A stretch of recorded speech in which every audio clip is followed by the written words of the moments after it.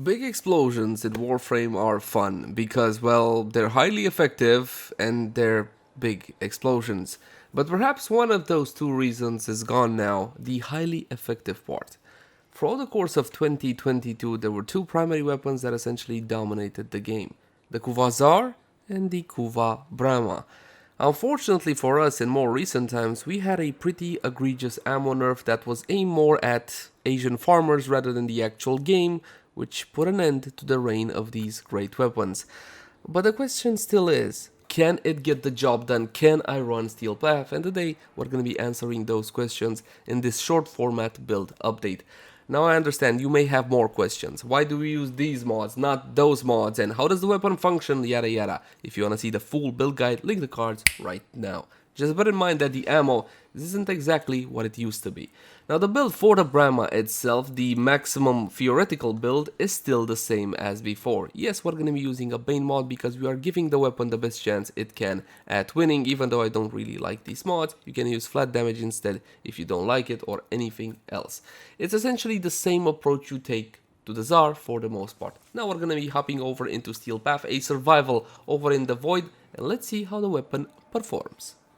We're not going to be cheating with any montages or anything of the sort. I'm going to show you the mission from the start so you can see exactly what is great about the Kuva Bramma and what is not. We're going to look for a whole bunch of enemies and then we're going to start blowing them up. Now you should be able to see the major issue of this weapon. Take a look at my ammunition reserve. I got a grand total of 5, that's it.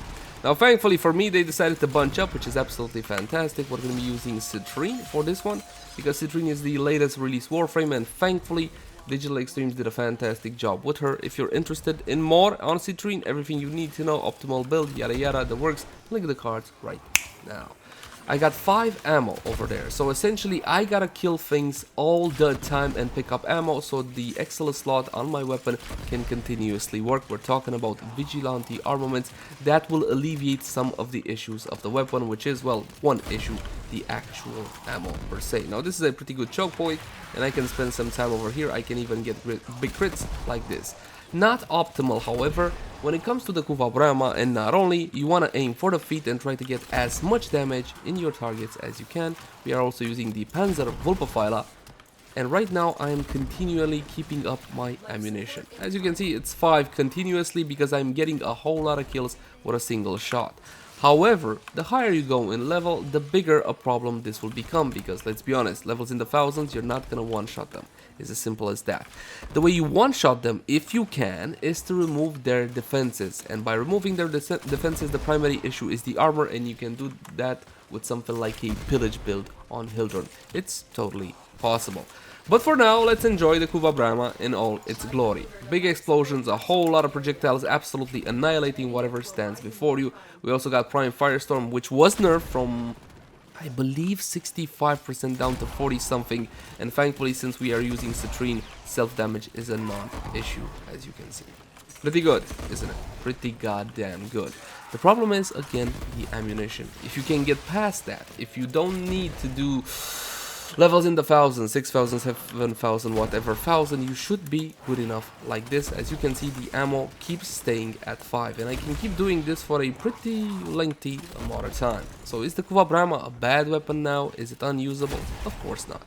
It has some serious issues, and the usability issues again were caused by something that has to do with the game but not actual gameplay. It was caused by the Asian farmers, if I'm not mistaken, yes, which caused the whole review bombing over on Steam.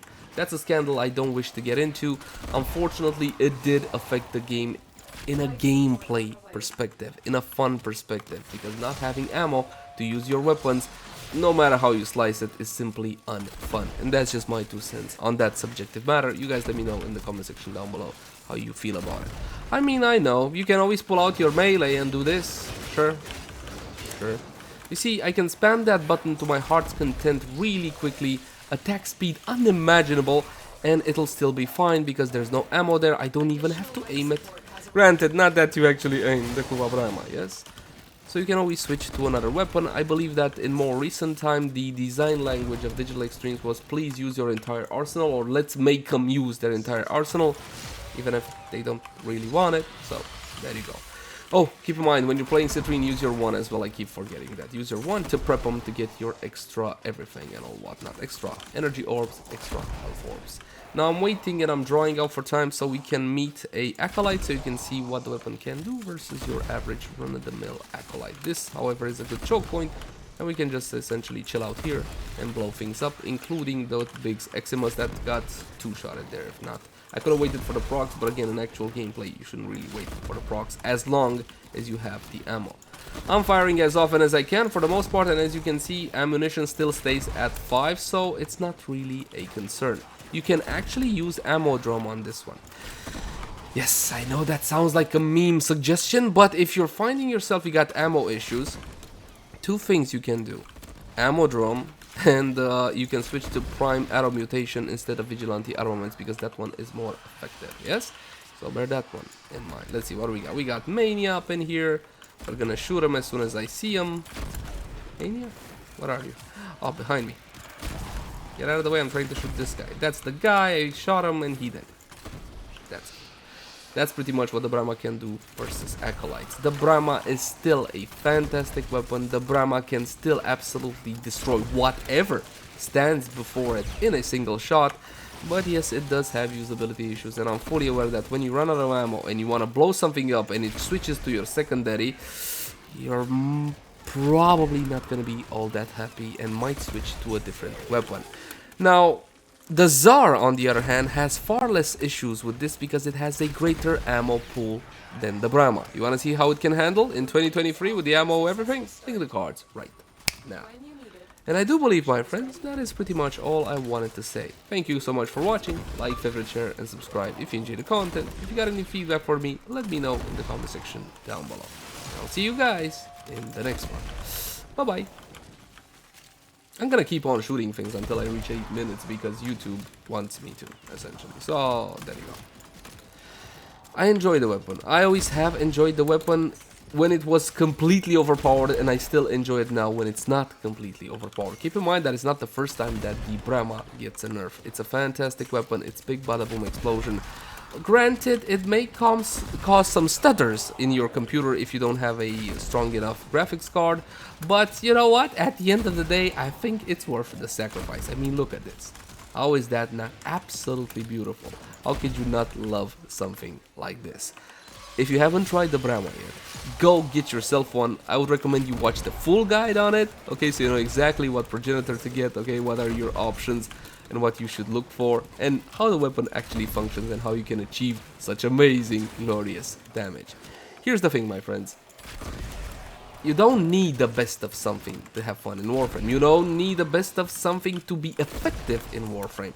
The whole best stuff is completely pointless since Warframe is not really a competitive game.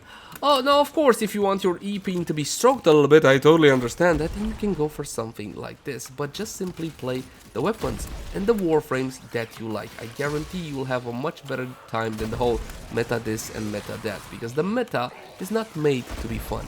The meta is made to be meta. You get how that one works.